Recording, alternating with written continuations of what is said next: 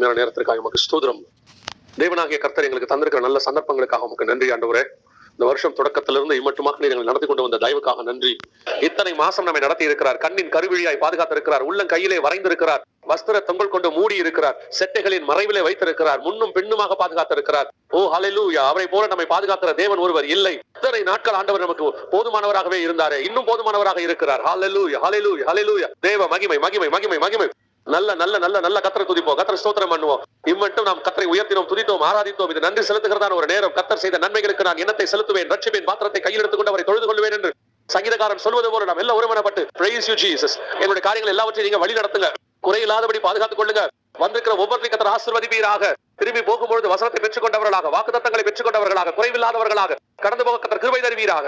அப்பா, இந்த மாதம் முழுவதும் என்னென்ன தேவைகள் உண்டோ எல்லா தேவைகளையும் சந்திக்க போறீங்கப்பா ஆண்டவரே. இந்த மாசத்துல என்னென்ன ஆசீர்வாதங்கள் வைக்கிறோம் எல்லாவற்றையும் அவங்க சுதந்திரிக்க போறாங்க ஆண்டவரே. ஆண்டவரே, நீங்க அவங்க நியமித்தவைகளை எல்லாம்